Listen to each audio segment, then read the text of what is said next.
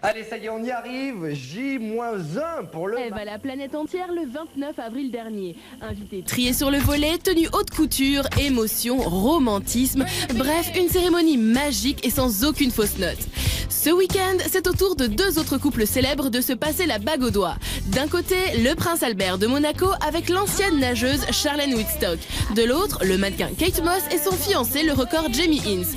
Quel couple va remporter la préférence des médias du monde? Lequel fera le plus rêver les téléspectateurs? Le match peut commencer.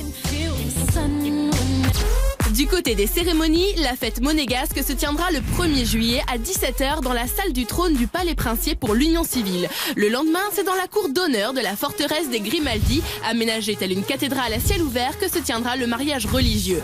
Il y aura aussi des concerts avec le groupe The Eagles et bien sûr le très attendu spectacle de Jean-Michel Jarre retransmis sur des écrans géants à travers tout Monaco. Un feu d'artifice ainsi qu'un repas imaginé par le chef étoilé Alain Ducasse complète des festivités à mi-chemin entre le kitsch et une furieuse envie de modernité.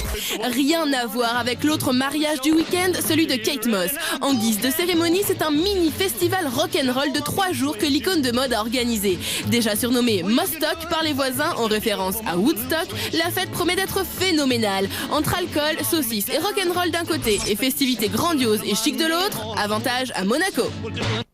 Du côté des invités, c'est toute une liste de people plus glamour les uns que les autres qui festoieront ce week-end. Chez Kate Moss, on devrait retrouver Naomi Campbell, Stella McCartney, Mario Testino ou encore Jude Law, la classe. Sur le rocher monégasque, ce ne sont pas moins de 50 000 personnes qui devraient assister à l'union de près ou de loin. Parmi les célébrités invitées sont annoncés l'incontournable Karl Lagerfeld, Inès de la Fressange, Umberto Tozzi, Andrea Bocelli, ainsi bien sûr que le clan Grimaldi au grand complet et une flopée de princes et princesses comme Victoria de Suède et le prince Carl Philippe de Suède, Clotilde Courreau et son époux Emmanuel Philibert de Savoie ou encore Laetitia et Felipe d'Espagne. Il se dit même que Pippa Middleton pourrait assister à la noce, sa sœur Kate étant en voyage officiel avec William au Canada ce jour-là.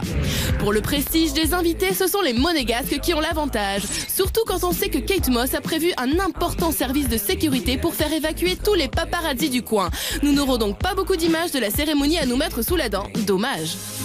Autre sujet important des mariages VIP de ce week-end, combien ça coûte?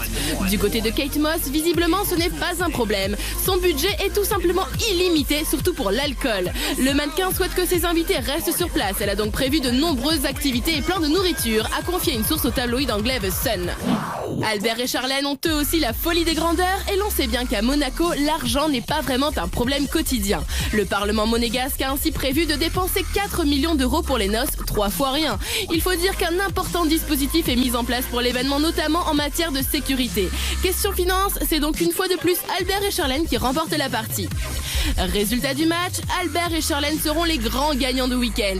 Plus médiatisé, leur mariage va permettre à plus de 50 000 personnes de faire la fête en grande pompe. Et puis, il faut bien le dire, les histoires de princes et princesses font toujours rêver. Quant au mariage de Kate Moss, on attend avec impatience les images volées tournées par des invités au cœur de l'événement. Connaissant la réputation sulfureuse du mannequin, on risque de ne pas être déçu.